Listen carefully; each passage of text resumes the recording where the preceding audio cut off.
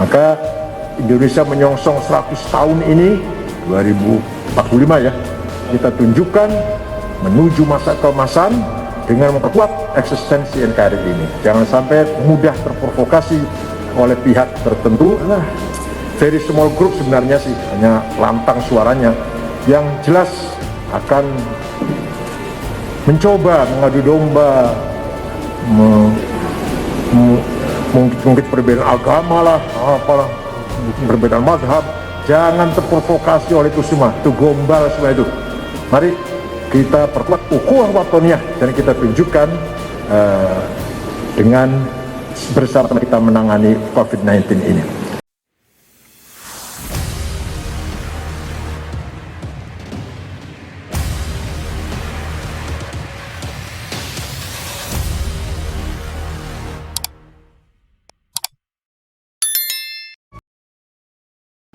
Warahmatullahi wabarakatuh. Bismillah, alhamdulillah, wassalatu wassalamu ala sayyidina Muhammad Rasulillah wa ala alihi wa sahbihi wa man tabi'a sunnatahu wa jama'atah min yaumina hadha ila yaumin nahdhah. Yang saya hormati Bapak Menteri BUMN Republik Indonesia Gus Erick Thohir. Biar awet muda, Pak. Dipanggil Gus biar awet muda, dan kalau nakal-nakal dikit pantas Gus itu. Kalau Kiai nggak pantas. Yang terhormat Bapak Sekretaris Kementerian BUMN, tamu kita dari Indofarma ya, Indofarma, ya BUMN, dan dari Indofarma, rekan-rekan pengurus harian, ada staf khusus Wapres, Pak Mas Teguh Bedowi, siapa lagi yang ada? Dari P2N ada, dari P2N, ya, Bapak Ibu sekalian. COVID-19 sudah merupakan desain azali dari Allah. Maka kita sebagai orang beriman harus siap menerimanya, harus siap menyikapinya. Tidak boleh putus asa, tapi juga tidak boleh sembrono, tidak boleh sembarangan. Kita tetap bersikap dewasa, tenang, tapi mari kita upaya mengatasi itu dengan langkah-langkah yang sesuai dengan ilmu pengetahuan, sesuai dengan aturan, sesuai dengan kebenaran ilmiah. Tidak boleh dengan emosional. Walaupun memang ada pengecualian, contoh Pak Menteri Habib Lutfi Pekalongan itu setiap 35 hari mengadakan Maulid Nabi puluhan ribu tanpa masker itu. Ya, itu pengecualian lah, terserah itulah. Kita nggak mau komentar sampai sekarang. Padahal beliau One Team Press, anggota One Team Press. Tapi Maulid Nabi setiap 35 hari dihadiri oleh ribuan orang, sampai sekarang belum ada yang terbukti terpapar COVID-19.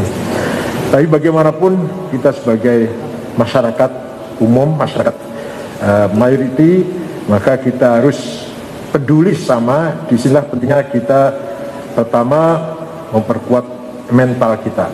Katanya Pak Jokowi dulu revolusi mental. Ya, ini lagi diuji nih. Betul-betul kita sudah revolusi mental belum? Menjadi mental yang kepribadian yang tangguh, yang kokoh, yang tegar, tidak menyerah dengan apapun, tapi dengan sikap yang dewasa, sikap yang ilmiah, yang profesional. Begitu pula saya tertarik dengan jargonnya Pak Menteri kita ini, baru kali ini ada Menteri BUMN bicara akhlak. BUMN yang berakhlak. Akhlak itu, ya kita semua tahu lah, Rasulullah bersabda, sekali-kali saya diutus di muka bumi kecuali untuk membangun akhlak. Kalau dirinci itu banyak. Bakti orang tua, silaturahim, tengok orang sakit, tengok orang kematian, menolong orang lagi kesusahan, semua itu akhlak. Tapi kalau kita ringkas dalam satu kata, satu kalimat, bahasa Arabnya Pak Menteri, husnul mu'asyarah, membangun kebersamaan yang baik, membangun sinergitas yang baik, itu akhlak yang paling penting.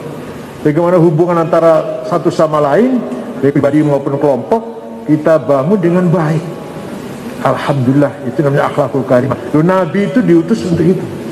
Jadi percuma teologi, percuma syariat, percuma jenggot panjang, jidat hitam atau celana cingkrang, kalau tidak fokus pada bagaimana berupaya membangun kebersamaan sebagai satu keluarga besar dengan hubungan yang baik. Nah, alhamdulillah sudah mapan, sudah selesai bangsa ini dari perbedaan suku, masalah suku sudah selesai. Sekian suku kita sudah selesai. Sebagai keluarga besar, satu bangsa, di kantor-kantor, di partai politik, di ormas, di apa, di PBNU saja, segala suku ada di PB ini. Madura ada, Sunda, Sumatera, semua ada di sini, Bugis ada, Banjarmasin ada, no problem.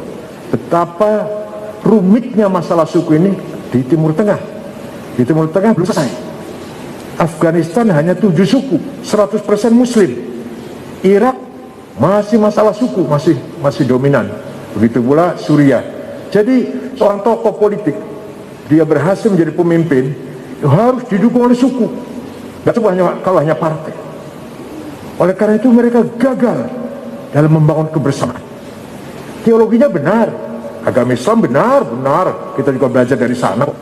Teologinya benar, syariatnya benar. Bicara budaya, bicara akhlak, mereka gagal.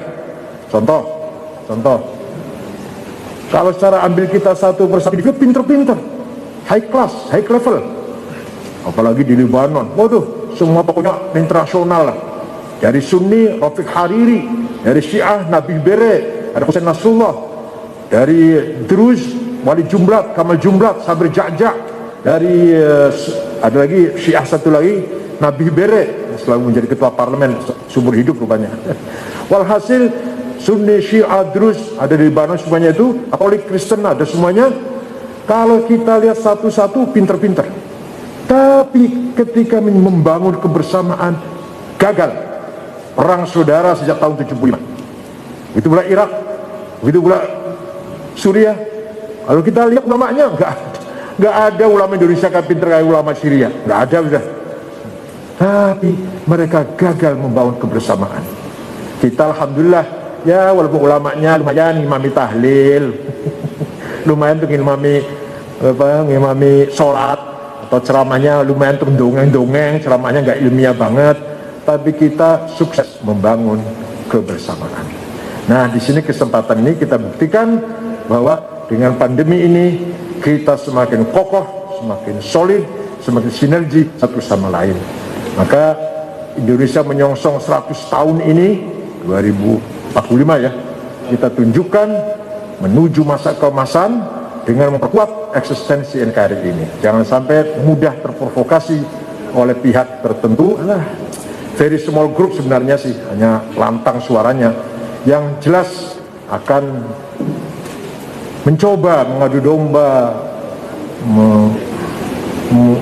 mungkin perbedaan agama lah, apalah, perbedaan mazhab. Jangan terprovokasi oleh itu semua, itu gombal semua itu. Mari kita perkuat ukhuwah watoniyah dan kita tunjukkan dengan bersama kita menangani COVID-19 ini. Lintas budaya, lintas agama, lintas suku. Alhamdulillah kita sudah selesai masalah itu. Di NU sudah selesai Pak. Bahkan di NU agama sudah jadi masalah, beda agama. Entah kalau di kelompok lain. Kalau di NU sudah perbedaan suku, perbedaan agama, selesai. Kita sudah betul-betul punya semangat ukhuwah watoniyah. Maka kesejahteraan rakyat, ekonomi rakyat, budaya itu tidak akan terwujud tanpa ditopang dengan stabilitas politik. Nah, kalau politik yang gonjang-ganjing terus, kapan mau sejahtera? Kapan mau maju? Kapan mau membangun dengan sangat sempurna? Tidak mungkin. Nah, ini ada kelompok yang sengaja tidak senang kemapanan. Bagi mereka nggak menarik kalau makan tuh. Kalau gitu-gitu aja nggak menarik. Maunya cari apa ya, sensasi atau apalah. Kira-kira tak ada yang bayar atau karena apalah. Walhasil tidak senang kalau kemapanan. NU tidak seperti itu. NU tidak seperti itu. Itu satu. Kedua, Pak. Ada orang yang belum tahu, kalau Pak Erick sudah tahu. Ada menteri belum tahu, Pak. Di NU ini sudah banyak orang pinter. Betul, langsung dengan saya, dia kaget. NU itu Pak, punya 740 doktor bukan agama, bukan jurusan agama, 740. Diketuai Pak Ali Mashkur ketuanya, ISNU Ikatan NU. Gampang contohnya, Pak Nuh, Pak Nasir, mantan menteri itu bukan agama, jurusannya bukan. Rektor Brawijaya, Rektor Unair, Rektor UNES, Rektor Tirtayasa, Rektor ini UNJ ini, Rektor Lampung, NU semua itu, bahkan pengurus NU. Artinya doktor bukan jurusan agama. Ada yang masih menganggap itu ya agama, tahlilan, istighosah, itu ya, itu pasti itu. Tapi yang sudah siap untuk menerima amanah, menerima tugas dalam membangun bangsa ini banyak sudah siap, insya Allah. Para dosen, para teknokrat sudah cukup lumayan, walaupun masih belum seperti yang kita inginkan. Terima kasih. Ini mobil ambulan PCR ini. Terima kasih, jazakallah khair jaza. Ini baru satu dulu, nanti ada lagi ronde kedua tiga. Betul, kok tahu? Benar, karena kita udah berapa Pak Seriza? 200.000 lebih loh, 200.000 ya, lebih ya, 200.000 titik yang Satgas COVID-19 satu-satunya ormas. Silakan cek, bukan saya ngomong kosong.